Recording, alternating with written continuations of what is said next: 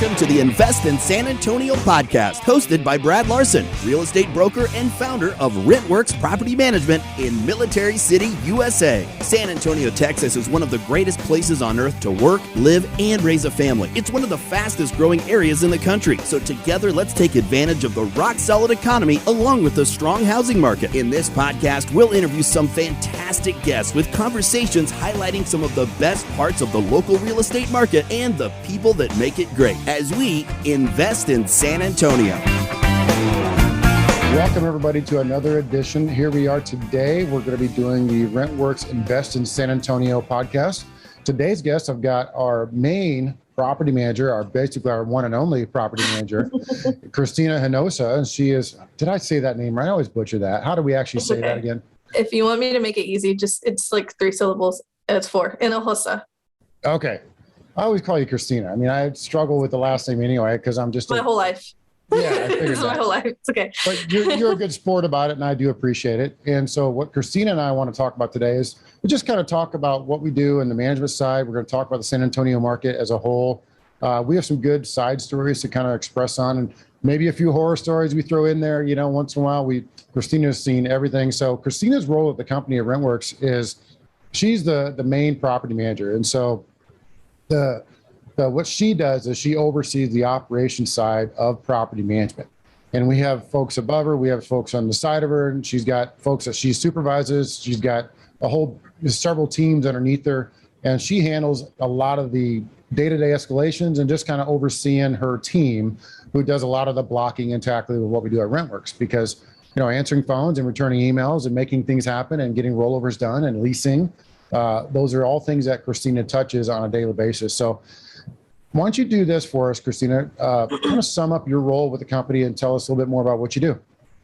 I think Brad kind of actually went into a lot of detail there that I would agree on. It's definitely mostly a lot of operations.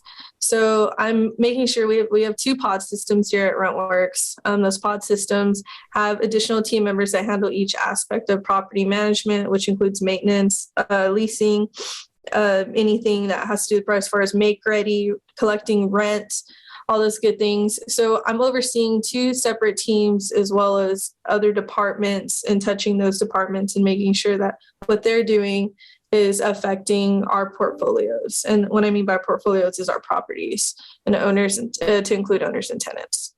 Yeah, it's well said, because it's a big organization. You know, at the time of this recording, we're sitting around 830, 840 properties.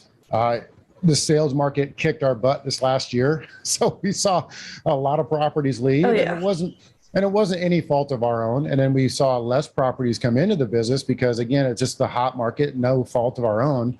But when you talk to an owner that's considering renting or selling, and the conversation goes, well, you can sell for, you know, 50 grand more than you could a year ago, or you can rent it for about the same you could a year ago, because rents are starting to slowly, you know, uptick.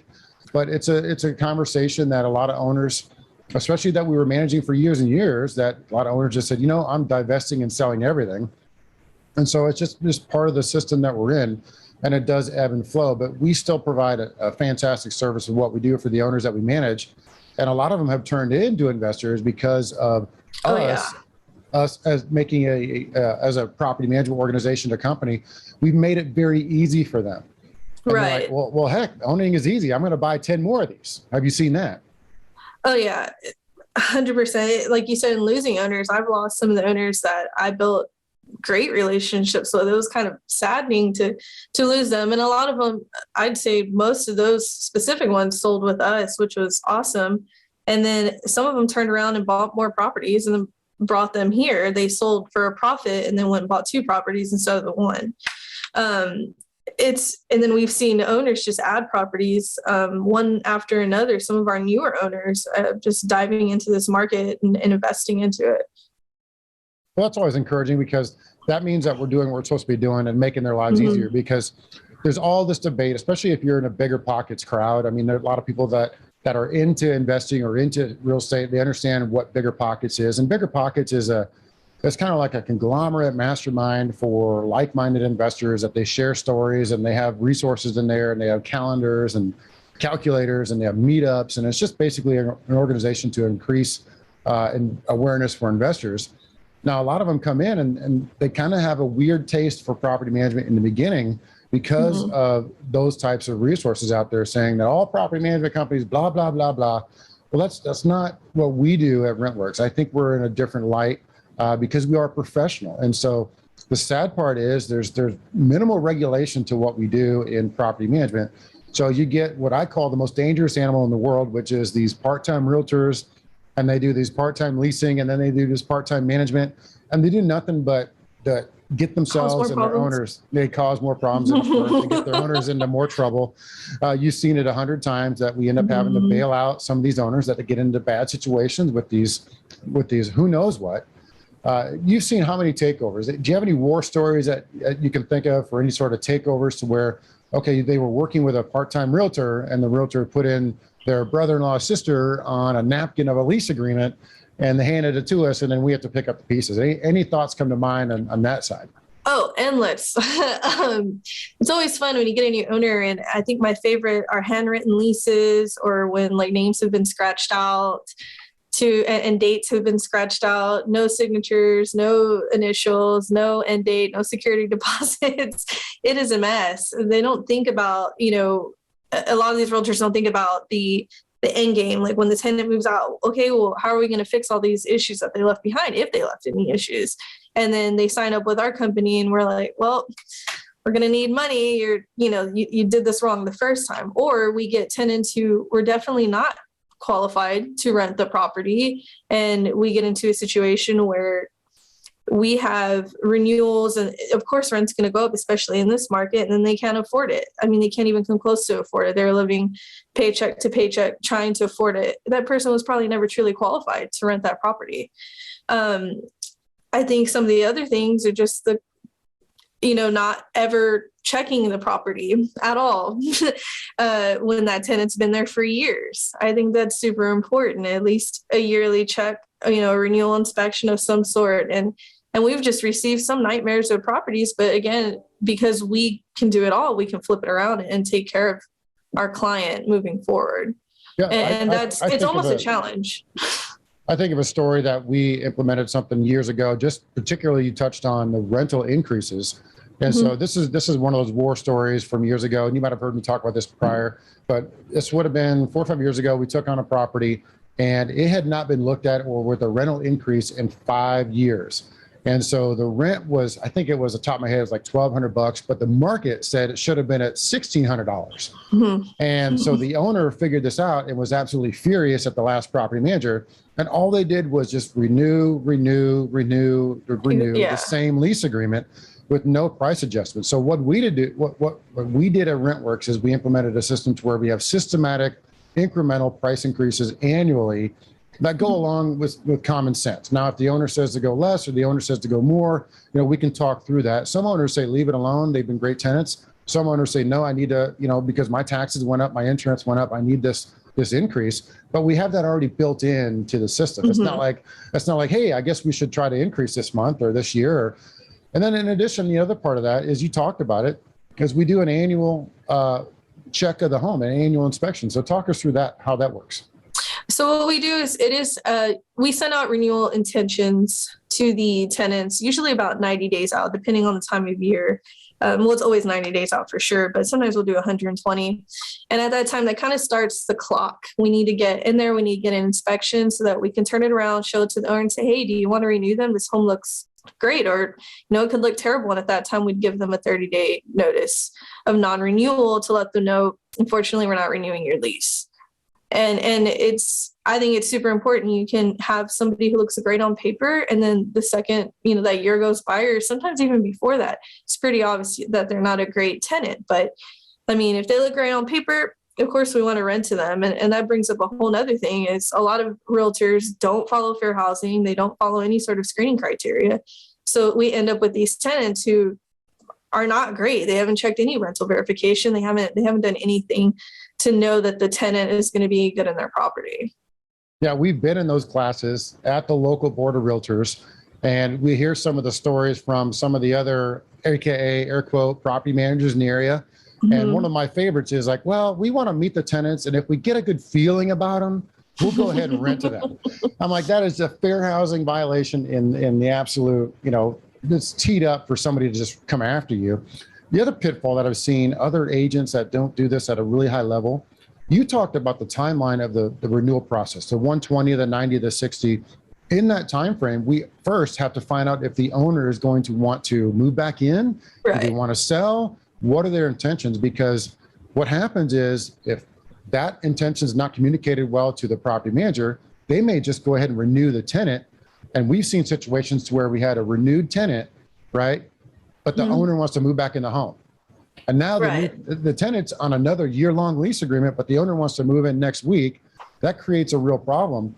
And so we've have these systems in place to avoid those issues that we've seen out there in the market, because every scenario that you and I could talk about in here, we've seen and have adopted our procedures and processes to our lease agreements, to our management agreements to allow us to work with them and deal with them. No, absolutely. I mean, it happens all the time. We have renewal intentions. We set 90 days out. We get them back within a week. We send them to the owner and let them know, hey, if you're planning on moving out, moving in, planning on selling, anything like that, we need to know immediately. And then sometimes they let us know because it is in our management agreement that we do require a notice. So I think that part of, our process is definitely taken care of. We're pretty, renewal intentions is one thing I know is happening, and it's one thing I can know that the team is taking care of for sure. Let's talk a little bit about pricing and leasing, because that could be something that very, very interested people are listening. They're like, okay, we want to understand what RentWerx does and how it works and how property management works. Talk me through about how you price some of these homes and then the leasing process itself. So as far as pricing the homes, I actually run the comps for all of our properties still. Aside from doing the operations, most of our team knows how to run comps. But at the end of the day, I like to run them myself, especially for new owners. Pre-existing owners will run comps, make sure we're still relevant, that we're making a good increase. But for new owners who sign up with us, I'll run the comps, make sure that, you're getting the most for your investment. And there's a lot of realtors who don't know how to run rental comps. It blows my mind. To me, it's the same as almost running sales comps, but it is important to also know your area. As a property manager, you know what areas rent faster than others, regardless of the price. I think it's really important to know that. And that's part of, again, investing in San Antonio, knowing what places, what areas are best to invest in and to expect your home to rent as quickly as possible. I want to know about that because we've had a pretty good leasing year this 2021. I mean, things were flying off the shelf. Tell me a few things that, do you know average days on market? I mean, just tell me kind of the numbers you make, you might have seen. And then I'd like to hear a couple stories of where you had one home that went in a minute, 5 hours. I mean, what, do you have anything like that? Oh yeah. So I think the longest days on market we've had mostly this year, I'd say is 20 days, which I think our standard is trying to be 21. Even in December, I think last week's was 20, if I'm not mistaken, just in our weekly meeting. And we're in the middle of the holidays. It doesn't typically happen, but that's just the leasing market and what it is right now. But what I'm seeing this across the board, and I had this conversation with one of our multiple property owners, is that there's a demand for like the $1,500 to $1,700 range. Right now, that's, I would say, probably the first time home buyer range. A lot of those folks did not luck out in buying a home this year, so now they're trying to rent. And that's what they can afford. Like, that's the first time home buyer range affordability. And that's what I'm seeing. Those homes are flying off the market, which is a lot of our homes. I'd say over the 2,500 mark is going to be a little bit harder to rent. But then again, those homes have rented as well. We just had a home go on the market. I think it was for $3,600 a month. And that person could obviously afford a home to buy. And I think it rented in 3 days, which is unheard of. Those are the types of homes where we tell the owners might sit just a little bit because it is on the higher price point. And I feel like we pre-warned them, really well, but this one was kind of a shock. So I'd like to think that it was because it was priced competitively. She didn't, we told our owner, hey, listen, you don't want to overdo it because of that reason. But we also want to get, an investment here, something out of your investment. So I'm really happy about that one. Yeah, That was a big one for me. We've seen the inventory just fly off the shelf. I mean, literally days on the market, like single digit days. We have a 21-day guarantee, and as long as the owner abides by our pricing schedule, we can go ahead and guarantee we rent that home out in 21 days. That has not been that difficult of recent because of the population growth and the buyers, not being able to buy, so they get frustrated. We'll get to your story in a little bit. Don't worry. But before we do, I want to talk about something that we just implemented recently, the pest share model. So we're doing on-demand pest control, and we're tying that back into a feature for both the owners and the tenants in the pricing, in the structure. And so essentially now we have a pest control system that these owners and these tenants can jump into up to one time, every quarter. Once a quarter visit, they can get an annual and quarterly pest visit. And so these things are really neat. So tell me what if I was an owner, let's say, and tell me how you would paraphrase that new pest share feature. After sending our letters out to tenants and owners, we've gotten a huge response on this. I was just answering emails earlier today about that. So I've noticed that owners are super interested in it because it's protecting their investment. Obviously no one wants pests in their house. So they're super interested in wanting to know what they can do. Can they call out, pest share? And then as far as tenants, they're super excited about it. This is something that, if they place a work order, they don't even have to go do that. We're going to tell them, hey, reach out to them directly and they'll take care of you. And they'll send out somebody, once a quarter. And if there's any, issues, they do have some recalls in some sense. So it's awesome to me because I think it adds a massive value to our residents benefit package and to our owners, just knowing that the tenants have this ability to have pest control in their home.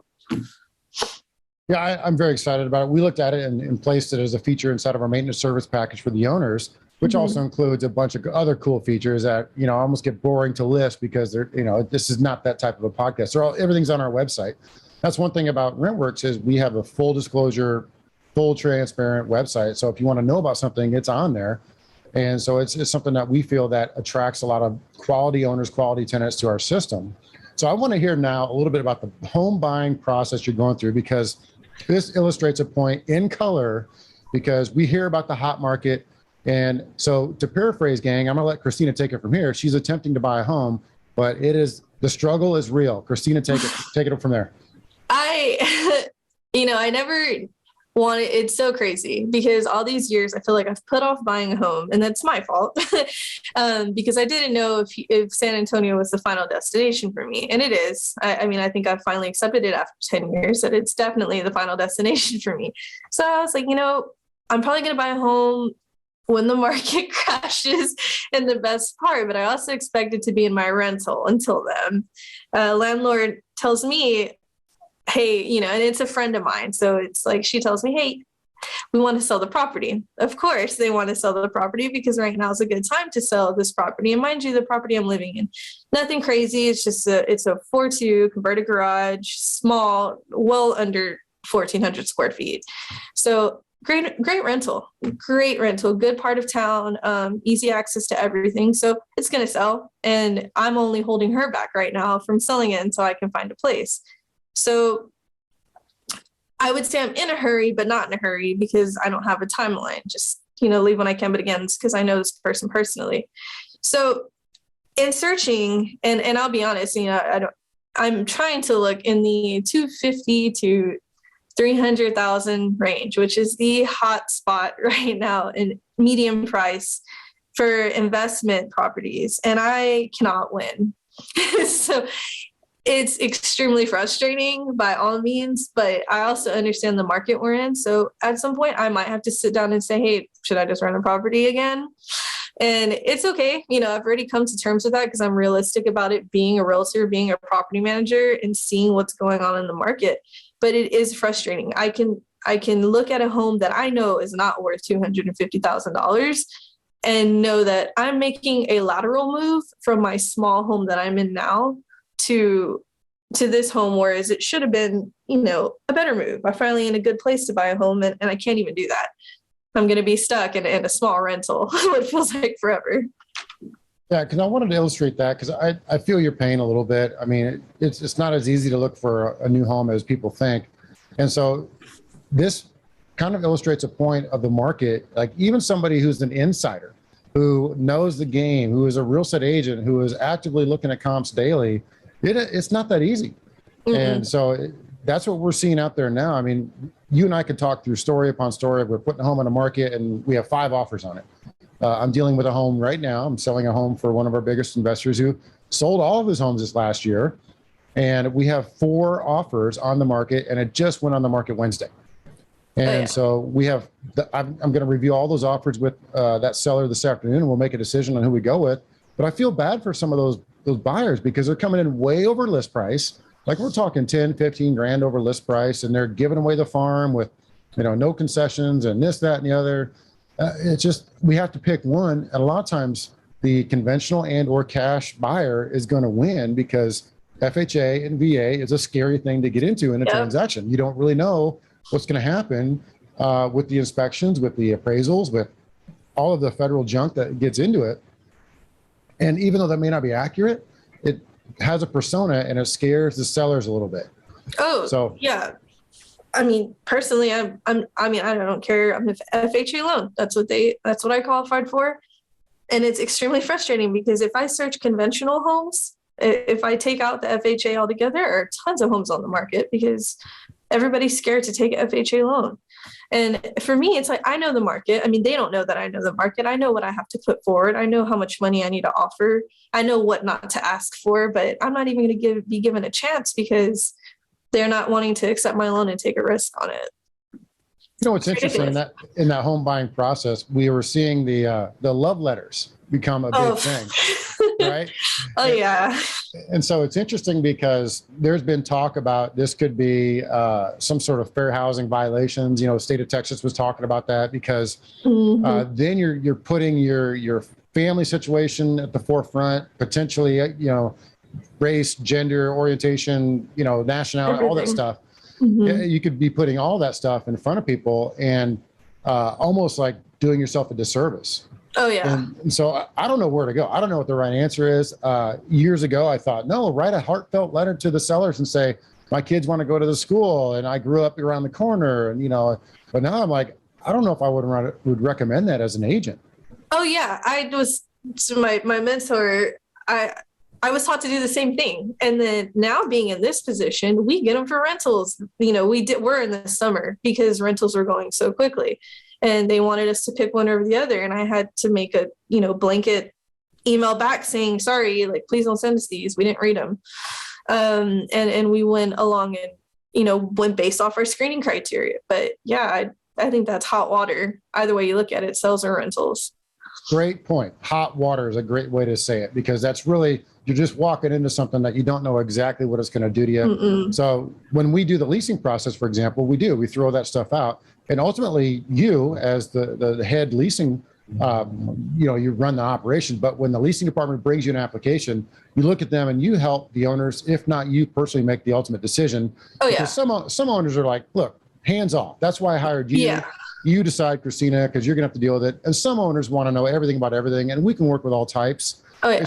It's just you as the lead person. You get to know some of the owners and their attitudes. And yeah, I could see that being very cautious because we get owners that say, well, let me look at the applications and give me the names of the applicants. And are they military? Are they not military? Are they married? Are they, they want to ask these inappropriate questions. And so you have to deal with that. And so our advice to owners is say, look, let us run the process. Oh, yeah. You don't have to be involved.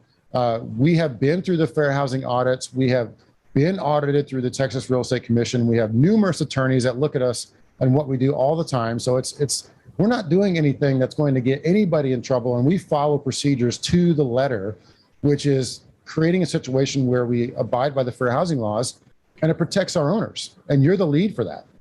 Oh, yeah. I make the decisions on our application still, regardless of how many properties we have. They come from our leasing coordinator directly to me, and I review them. Now, if it's a new owner, we still don't typically have a feel for their personality. We might reach out to them and say, here's a few things that match our screening criteria. We're going to go, we would approve them.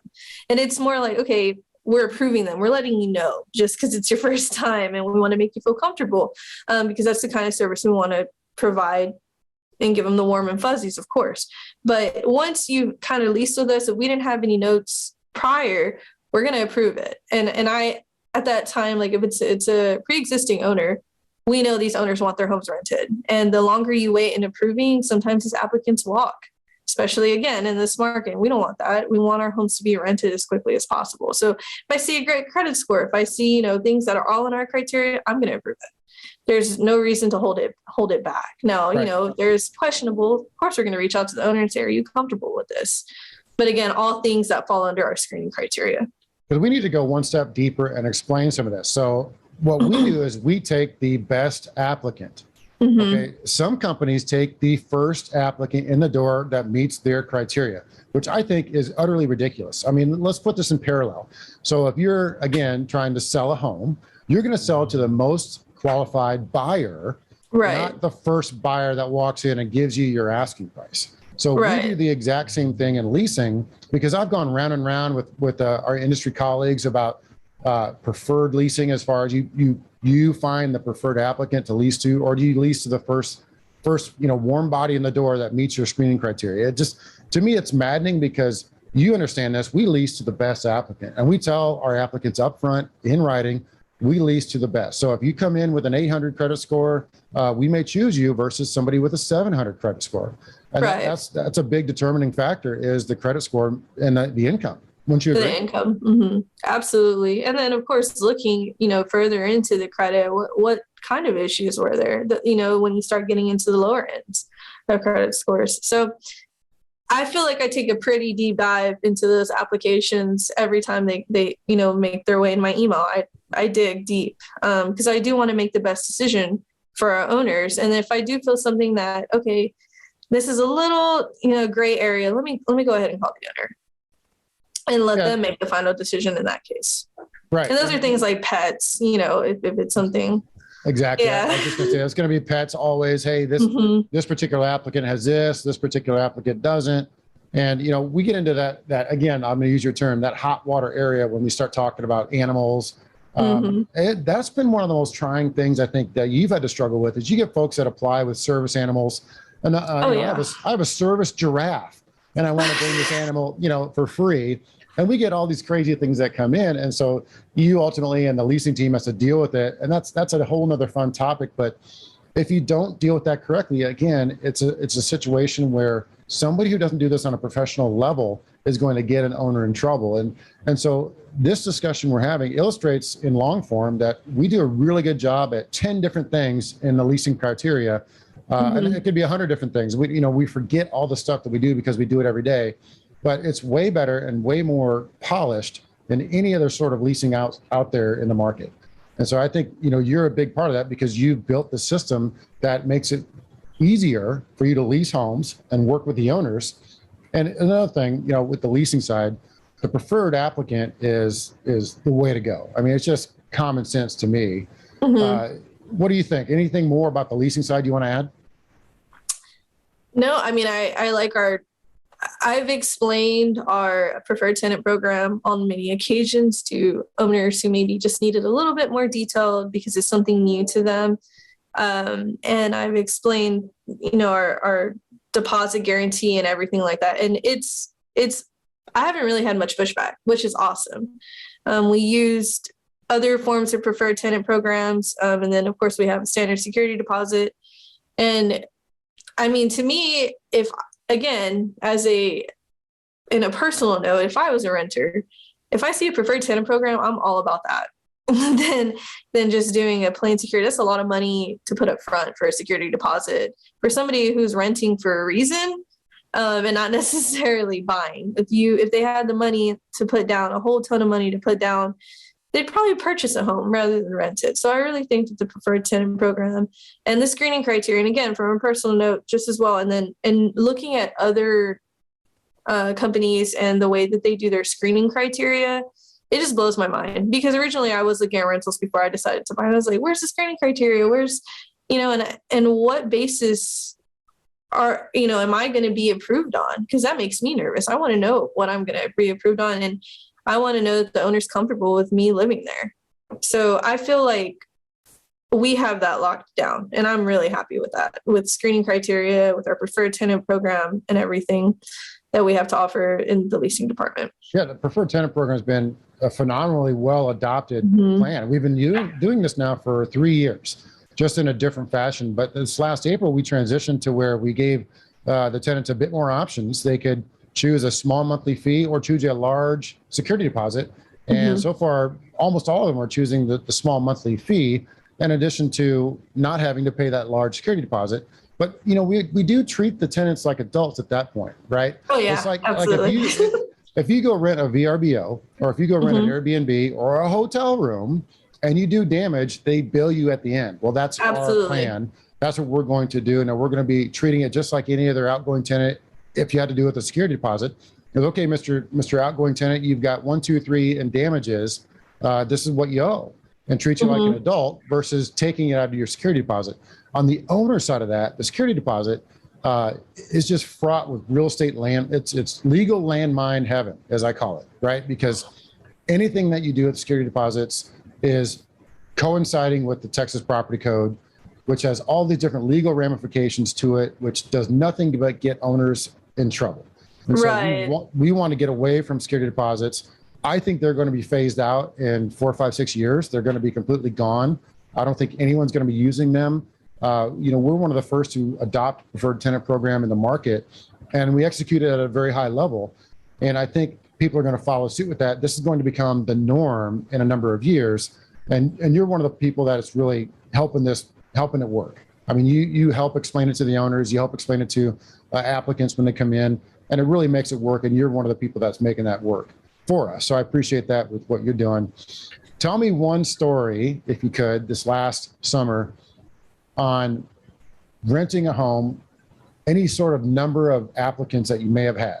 Like, did you have a home that went in 6 hours with 50 applicants or something crazy? Tell me something from this summer.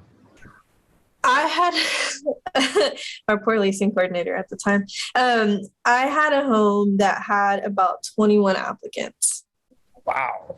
So it was, at that point, it was, and a lot of these applicants, reading is fundamental, but they don't turn in their documents that they're supposed to as part of the application. So it was almost a race to who's going to do that first and who's obviously going to be the most, qualified applicant. So it was a lot of fun. We did have a lot of transfers, which was nice. Some of those folks who maybe drug their feet on getting their documents in time, we transferred them to another property if they qualified. And it was, matching our screening criteria. So we've had a lot over the summer, Brad, to be honest with you. Yeah. We had a lot that had multiple applications where I was like, man, I don't even know. These look the same. Like, these are both good apps. I just kind of had to go with a number of things to just figure out which one was the best. Or in some cases, I called the owner and say, hey, I don't have bad news. I have great news. We have 2 good applications. Which one do you want to go with? Put the decision in their hand. But most of the time I can tell, okay, this one's better than the other. Yeah, it's funny too, because a lot of it, like you mentioned earlier, comes down to maybe a pet, or it comes down to, income. I mean, just something that might be obscure to us, but to an owner makes a big difference, makes them feel a little bit better. And we do try to push those applicants that don't win that property to another property. We don't just like pocket their application fee and say thanks, because we do try to find and match them up. And I've heard stories where we had to, push them down the road 3 or 4 times. Like, they come in, property 1's not available. Well, property 2, I'll take that one. Sorry, that one's not available. Well, property 3, sorry, you just missed it. It just leased out. Well, property 4, okay, we probably can get you in the property 4. It's just how it works in a crazy leasing world. We just can't, it's the market. It's a population growth, supply and demand. And so that's where we are today. And we definitely had a property over the summer that you're saying the applicant got pushed around. Great app, just, kept missing the boat. And I'll never forget, I sent the approval email to the leasing coordinator, and our 2 girls in the front literally yelled. So happy because they were so tired of pushing this application around to different properties. They were so happy. And when that tenant came in, the applicant came in to pay her move-in fees, she was ecstatic. She left a 5-star review, the whole deal. It was awesome. But again, at no fault to her. It's a great app, just, not the one we went with for the first property she applied for. Yeah, that's a great story because, we try to accommodate all the applicants as much as we can, but that's, supply and demand. You have 10 applicants in one home. What are you going to do? Yeah. So it's a challenge. Well, Christina, this has been a really good conversation you and I had about just kind of RentWerx, the operational side, the state of the market as we are here in San Antonio. Appreciate your time today. And people can see you on our website. They can go to rentwerx.com and check us out. And then when you decide to hire RentWerx to manage your property, you'll be working directly with Christina. So look forward to seeing more of you in the office and appreciate your conversation today again. Good luck with the home buy. Absolutely. Thank you for having me, Brett.